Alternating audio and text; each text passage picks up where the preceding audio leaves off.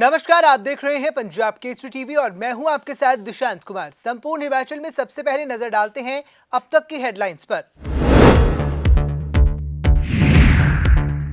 प्रदेश में लगातार बढ़ रहा कोरोना का ग्राफ। मुख्यमंत्री जयराम ठाकुर ने चिंता की जाहिर, कहा कोरोना का दौर जारी, प्रदेश में फिर बढ़ाई जा सकती हैं बंदिशें।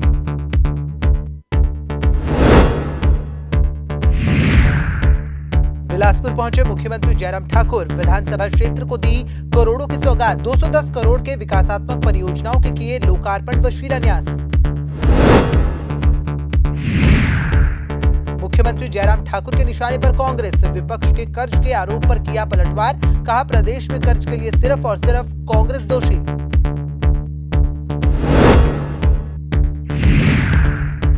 प्रधानमंत्री नरेंद्र मोदी की सुरक्षा में चूक का मामला, प्रदेश भर में भाजपा कार्यकर्ताओं ने किया प्रदर्शन। पंजाब सरकार का फूका पुतला, की जोरदार नारेबाजी।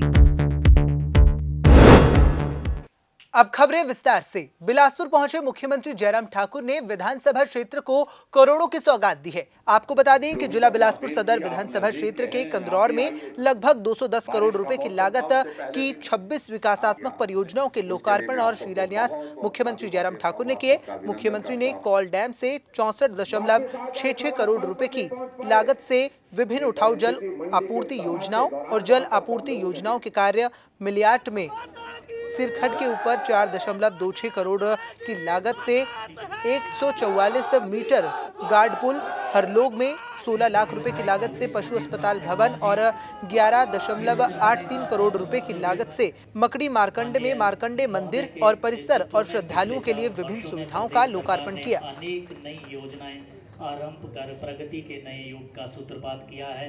यहाँ बिलासपुर एक हमारा बहुत महत्वपूर्ण जिला है और इस जिले से और इस विधानसभा क्षेत्र से हमारी पार्टी के राष्ट्रीय अध्यक्ष जगत प्रकाश नड्डा जी वर्षों तक इसका प्रतिनिधित्व करते रहे हैं। बहुत सारे विकास कार्य उस दौरान भी हुए हैं, लेकिन उसके साथ साथ में जहाँ लंबे अंतराल के बाद एक सार्वजनिक सभा जहाँ हमने आयोजित की, उसमें बहुत सारे उद्घाटन और शिलान्यास, यानी कि लगभग 210 करोड़ के उद्घाटन और शिलान्यास एक स्थान पर हमने एक वक्त में किए हैं। तो स्वाभाविक रूप से कुछ मांगों को लेकर के भी यहाँ पर बात हुई है और वो बातें हमने मानी है। जैसे आईपीएच का सब डिवीज़न की बात कही गई और उसी तरह से सब तहसील की एक जगह बात आई और उसी प्रकार से एक पीएचसी की बात आई और यहाँ पर जो डिस्ट्रिक्ट हॉस्पिटल है उसमें 270 बेड है, उसकी बेड कैपेसिटी को 300 तक बढ़ाने की बात कही गई। इन तमाम सारी चीज़ों को लेकर के जो बातें हमारे समक्ष लाई गई उनको पूरा बिलासपुर में जो संभावनाएं पर्यटन की दृष्टि से हैं वो विशेष तौर से जो हमारे यहाँ पर पैराग्लाइडिंग की एक एक्टिविटी है उसको और ज़्यादा बेहतर ढंग से हम कर सकते हैं। उसमें बहुत अलग तरह के हम जो है वो यहाँ अलग अलग इवेंट्स उसके कर सकते हैं, तो इसलिए एक तो वो हमारे पास संभावना है। दूसरा, वाटर स्पोर्ट्स की बहुत बड़ी संभावना यहाँ पर बिलासपुर में है और जिसका मैंने जिक्र किया और जिसमें विधायक महोदय जी ने कहा कि यहाँ पर जेटी लग जाए तो जेटी के माध्यम से हमारे जो वाटर स्कूटर होते हैं उसके साथ साथ में हमारी और इवेंट्स जो है यहाँ पर की जा सकती हैं और टूरिस्ट के लिए भी उस दृष्टि से यहाँ पर बहुत बड़ी संभावना है। तो मैं एक ही बात कह रहा था कि हमारा एडीबी का प्रोजेक्ट जो आया है और उसमें ट्रांच 1 में या ट्रांच 2 में ये प्रोविज़न उसमें हम शामिल करेंगे कि बिलासपुर में वाटर स्पोर्ट्स को प्रोत्साहित करने की दृष्टि से हम टूरिज़्म को भी साथ में लेते हुए उसमें किस प्रकार से पर्यटन को बढ़ावा दे सकते हैं। तो उस बात को लेकर के हमने कहा है कि इस सारी चीज़ को इसकी डीपीआर बनाएंगे, डीपीआर बनाने के बाद उस दृष्टि से आगे बढ़ेंगे। प्रदेश में लगातार बढ़ रहे कोरोना के ग्राफ को लेकर जहां एक और सरकार लगातार सख्तियां बढ़ा रही है, वहीं मुख्यमंत्री जयराम ठाकुर ने भी आज कोरोना के बढ़ते मामलों को लेकर चिंता जाहिर की है। इस दौरान उन्होंने कहा कि कोरोना का दौर लगातार जारी है और प्रदेश में आए दिन कोरोना के मामले बढ़ रहे हैं, जिसके चलते आने वाले दिनों में एक बार फिर सख्ती बढ़ा दी जाएगी। इस दौरान उन्होंने क्या कुछ कहा, चलिए आपको सुनाते हैं। ये बात कही है कि अभी भी दौर समाप्त नहीं हुआ। ऐसी परिस्थिति में आने वाले समय में ये संभव है और रिस्ट्रिक्शन लग सकती है। कुछ रिस्ट्रिक्शन हमने लगा दी है, जिसमें विशेष तौर से जो गैदरिंग को 50% ऑफ द टोटल कैपेसिटी, एक दूसरा उसके बाद हमने ये भी सुनिश्चित किया है कि जहाँ शहरी क्षेत्र है, टूरिस्ट आते हैं, वहाँ पर जो क्लब होते हैं उन पर हमने रोक लगा दी। मंदिरों में जो हमारे लंगर का आयोजन होते हैं, दर्शन चलते रहेंगे लेकिन लंगर का आयोजन उसमें नहीं होगा। और इसी प्रकार से हमने जो क्लब का मैंने जिक्र कर लिया, क्लब में नाइट कर्फ्यू के बारे में अभी तो थोड़ा सा फाइनल फैसला करना है 1-2 दिन के अंदर, लेकिन तेज़ी से संक्रमण हिमाचल में भी फैल रहा है। पिछले कल ही 500 एक्टिव केसेस हिमाचल प्रदेश में आए, जो चिंता का विषय है। हमारी तैयारी है उस सारी चीज़ का सामना करने के लिए, लेकिन फिर भी लोगों से मेरा यही निवेदन है कि हम सावधानी के साथ काम करें। हमने हिमाचल प्रदेश में बहुत सारी चीज़ों को किया है। तो जो टूरिस्ट खुद भी रिस्पॉन्सिबिलिटी, इसमें रिस्पॉन्सिबल नागरिक होने के नाते जिम्मेवारी समझें और सोशल डिस्टेंसिंग, मास्क पहनना, इन बातों को लेकर के वो भी तय करें। और उसके अतिरिक्त दूसरा विषय जो हमने जो होटलियर एसोसिएशंस हैं उन सब से भी बात की है, होटल वालों से भी बात की है कि बिल्कुल सुनिश्चित करें कोविड प्रोटोकॉल का पालन वहाँ पर हो। चाहे वेटर है, चाहे रिसेप्शनिस्ट है, चाहे टूरिस्ट आ रहा है, सबके साथ जो है इस बात को लेकर के, और उसमें चेकिंग का भी हम प्रोविजन कर रहे हैं। प्रदेश में एक बार फिर राजनीति जहां एक और गर्मा रही है, वहीं कांग्रेस भी मुख्यमंत्री जयराम ठाकुर के निशाने पर है। आपको बता दें कि आज मुख्यमंत्री जयराम ठाकुर ने कांग्रेस पर एक बार फिर पलटवार किया है। बार बार लोन लिए जाने के विपक्ष के आरोप पर मुख्यमंत्री जयराम ठाकुर ने शुक्रवार को कंदरौर में आयोजित जनसभा में करारा जवाब दिया। उन्होंने कहा कि 4 साल पहले कांग्रेस पार्टी व इनके नेता प्रदेश पर 50,000 करोड़ रुपए का कर्ज छोड़ गए हैं। ऐसे हालात पैदा करके रख दिए हैं कि अब सरकार बगैर लोन लिए आगे बढ़ ही नहीं सकती है। अब लोन लेना सरकार की मजबूरी बन गई है। कांग्रेस के समय में कोरोना नहीं था तो फिर बार बार क्यों लोन लेते रहे हैं। प्रदेश को हजारों करोड़ के कर्ज तले धकेल दिया है। एक दौर बीच में इस कोविड का जो हमने जिसका सामना किया, आप सब लोगों ने सामना किया, सही मायने में सच कह रहा हूं कि बहुत परीक्षा का ये दौर रहा है।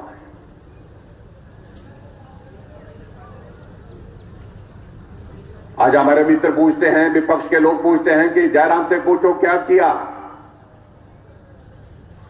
अरे मुझे कहते हैं कि हिमाचल प्रदेश में आप लोन ले रहे हैं, जैसे कि तुम बिल्कुल लोन लेते ही नहीं थे। हमें तो लोन इसलिए लेना पड़ रहा है कि 50,000 करोड़ का ऋण आपने ले रखा है, और 50,000 करोड़ का ऋण के तले हमको इस हिमाचल को जब 4 वर्ष पहले सौंपा है, और जबकि उस वक्त कोरोना भी नहीं था। आज तो हम कोविड के दौर में से गुजर रहे हैं, और ये सिर्फ कांग्रेस का दोष है। कांग्रेस की सरकारें जो लंबे समय तक रही इस प्रदेश में, अगर इस प्रदेश को अगर कर्ज के नीचे अगर दफन किया है, दबाया है, तो उसमें सबसे बड़ा किसी का योगदान है वो कांग्रेस पार्टी के नेताओं का है, कांग्रेस पार्टी की सत्ता का है। लंबे समय तक सत्ता में रहे, लोन लेते रहे, अनंत करते रहे, मजे करते रहे।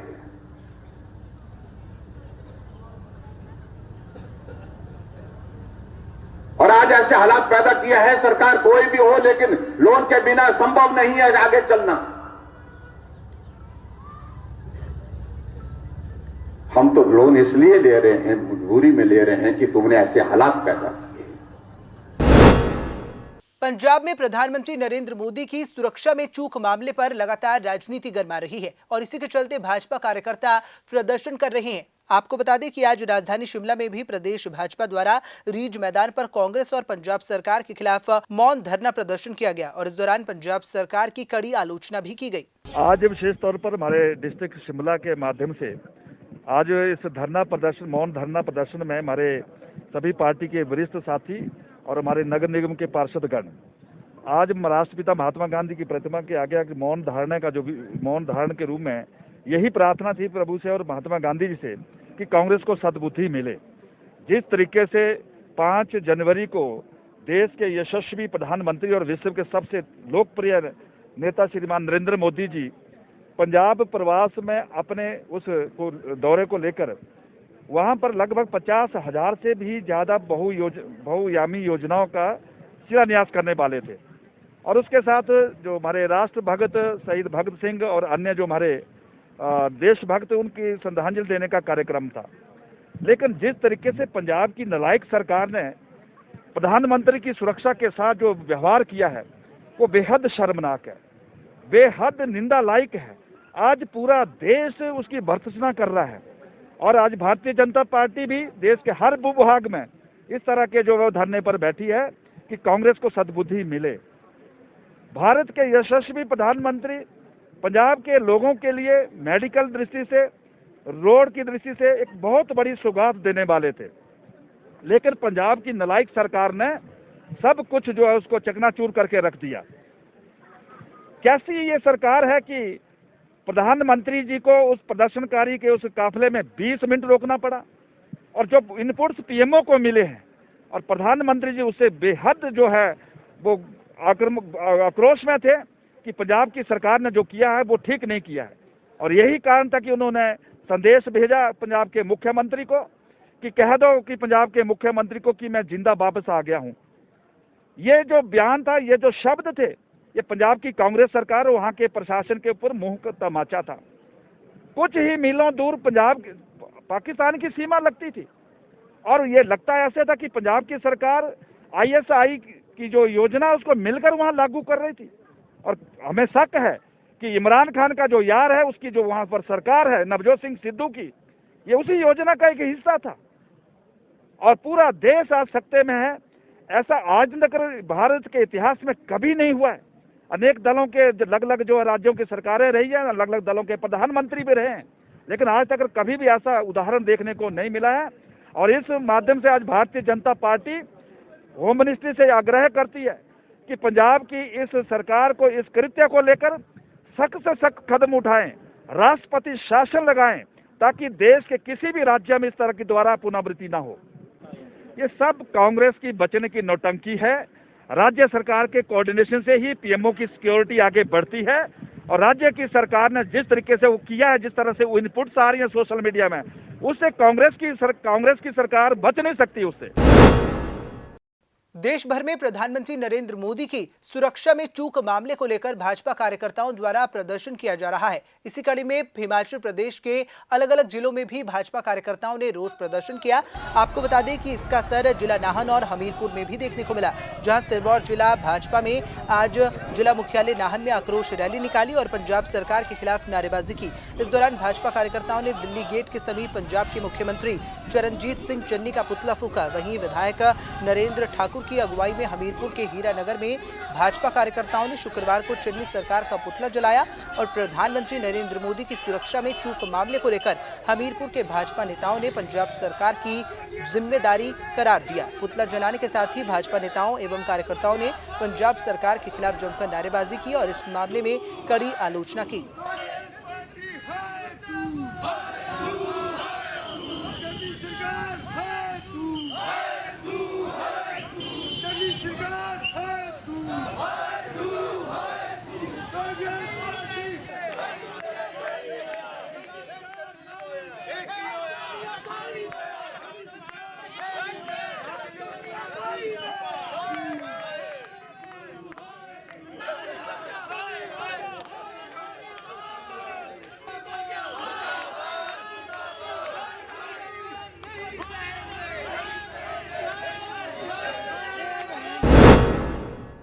चीन में होने वाले विंटर ओलंपिक को लेकर तिब्बतीय यूथ कांग्रेस ने विरोध करना शुरू कर दिया है। आपको बता दें कि चीन की राजधानी बीजिंग में फरवरी के प्रस्तावित विंटर ओलंपिक के बहिष्कार करने को लेकर तिब्बत यूथ कांग्रेस के विभिन्न चैप्टर्स से जुड़े सदस्यों की ओर से देश भर में निकाली जा रही बाइक रैली शुक्रवार को शिमला पहुंची। सदस्यों ने पंचेन लामा को रिहा करने और तिब्बतीय धर्मगुरु दलाई लामा को तिब्बत में दर्शन की अनुमति देने की भी मांग उठाई है। देश भर से समर्थन को लेकर बीते 10 दिसंबर को मानवाधिकार दिवस पर बेंगलुरु से शुरू हुई यात्रा अब तक कर्नाटक, महाराष्ट्र, गुजरात, मध्य प्रदेश, उत्तर प्रदेश, उत्तराखंड होते हुए शिमला पहुंची है। तिब्बतीय यूथ कांग्रेस के महासचिव तेंजिन ने कहा कि चीन द्वारा तिब्बत में अत्याचार कम नहीं हो रहे हैं और चीन में विंटर ओलंपिक शुरू हो रहा है। इसके खिलाफ बेंगलुरु से बाइक रैली शुरू की गई है और देश भर में जाकर लोगों का समर्थन मांगा जा रहा है। साथ ही भारत के प्रधानमंत्री से भी इस ओलंपिक का बहिष्कार करने का आग्रह किया गया है। ये जो बाइक रैली है, इसका मेन उद्देश्य है बाइकआउट विंटर बीजिंग ओलंपिक 2022। इसको बाइकआउट करने के लिए हम ये बाइक रैली स्टार्ट किया है। 10 दिसंबर को बेंगलोर से लगभग 40 सिटीज़ कवर कर रहे हैं और उसमें 10 स्टेट कवर कर रहे हैं। जो हमारी ये बाइक रैली जा रही है, इसका मेन उद्देश्य है जो चीन में होने वाले ओलंपिक बीजिंग में उसको रद्द किया जाना चाहिए, क्योंकि ओलंपिक का मतलब होता है देश को एकजुट होकर खेलना, एकता से खेलना, शांति से खेलना, जो चाइना में एक भी क्वालिटी नहीं है। तो इन नज़र को दर्शाते हुए चाइना इस ओलंपिक के बिल्कुल हकदार नहीं है। आपको पता है 2008 में भी बीजिंग में ओलंपिक शुरू हुआ था, उसके बाद में भी चीन में कोई बदलाव नहीं है। और अभी रिसेंटली चाइना उइगर मुसलमानों और पूर्व तुर्किस्तान के बच्चे लोग को ले जाकर पढ़ाई का लालच देके शारीरिक और मानसिक रूप से कष्ट दी जा रही है। तो इन्हीं नज़र को दर्शाते हुए मैं श्री नरेंद्र जी मोदी और भारत सरकार से यही निवेदन करूंगा कि इस ओलंपिक को राजनीतिक बहिष्कार किया जाए, क्योंकि अभी तक 8 देशों ने इस ओलंपिक को राजनीतिक बहिष्कार किया है। तो इसलिए मेरी बस यही निवेदन है कि इस ओलंपिक को राजनीतिक बहिष्कार किया जाए। कोरोना के बढ़ते मामलों के बीच हिमाचल प्रदेश के हमीरपुर मेडिकल कॉलेज में सख्ती बढ़ा दी गई है। आपको बता दें कि मेडिकल कॉलेज हमीरपुर में चेकअप से पहले कोरोना टेस्ट अनिवार्य कर दिया गया है। ओपीडी में जाने से पहले मरीजों को पर्ची काउंटर पे ही रैपिड एंटीजन टेस्ट करवाना होगा। शुक्रवार को मेडिकल कॉलेज हमीरपुर में इस व्यवस्था को लागू करने के लिए आदेश जारी कर दिए हैं। जिला में कोरोना के बढ़ते मामलों के चलते ये निर्णय लिया गया है ताकि मेडिकल कॉलेज हमीरपुर के स्टाफ और डॉक्टर्स का भी महामारी से बचाव हो सके। ऐसे में अब जिला में सबसे बड़े स्वास्थ्य संस्थान मेडिकल कॉलेज हमीरपुर में अब ओपीडी में चेकअप करवाने से पहले मरीजों को कोरोना टेस्ट करवाना होगा। शुरुआती चरण में कुछ ओपीडी में मरीजों को बिना कोरोना टेस्टिंग के भी जाने की अनुमति दी जा रही है। पिछले कुछ दिनों में कोरोना के मामले जो हैं बढ़ रहे हैं। जैसे आपको पता है कि एनआईटी में एक क्लस्टर में कुछ काफ़ी ज़्यादा बच्चे जो हैं पॉजिटिव आए हैं। इसकी वजह से हमने एहतियातन जो टेस्टिंग फैसिलिटीज़ है वो बढ़ा दी है। रैट और आरटीपीसीआर के टेस्ट ज़्यादा मात्रा में ज़्यादा पेशेंट्स के किए जा रहे हैं। इसमें ईएनटी, मेडिसिन और कुछ ऐसे रिलेटेड ब्रांचेज जैसे आई हैं, इनमें जो पेशेंट्स हैं इनमें मैक्सिमम पेशेंट्स के हम टेस्ट कर रहे हैं। उसके बाद ही हम डॉक्टर्स के पास उनको भेजे जा रहे हैं। आजकल पेशेंट्स का नंबर थोड़ा सा बढ़ रहा है। वैसे तो हमने हमारी जो सिक्योरिटी गार्ड्स हैं उन्होंने सोशल डिस्टेंसिंग को मेंटेन करने के लिए उनको कहा गया है और वो कर भी रहे हैं। बट इसमें आम जनता को भी सहयोग करना होगा, क्योंकि उनको भी समझना होगा कि अगर वो समझेंगे तभी हम इस कोरोना को कंट्रोल कर पाएंगे। मंडी जिला से एक सड़क दुर्घटना का मामला सामने आया है। आपको बता दें कि मंडी जिला के कोटली में एक जीप दुर्घटना का शिकार हो गई। जीप में 14 से 15 लोग सवार बताए जा रहे थे, जो कि घायल हो गए हैं। घायलों को कोटली अस्पताल में ले जाया गया, जहां उनका उपचार जारी है। वहीं जिला कांग्रेस कमेटी मंडी के पूर्व अध्यक्ष दीपक शर्मा ने सिविल अस्पताल कोटली में जाकर दुर्घटना में घायल हुए लोगों से मुलाकात की और उनका हाल चाल जाना।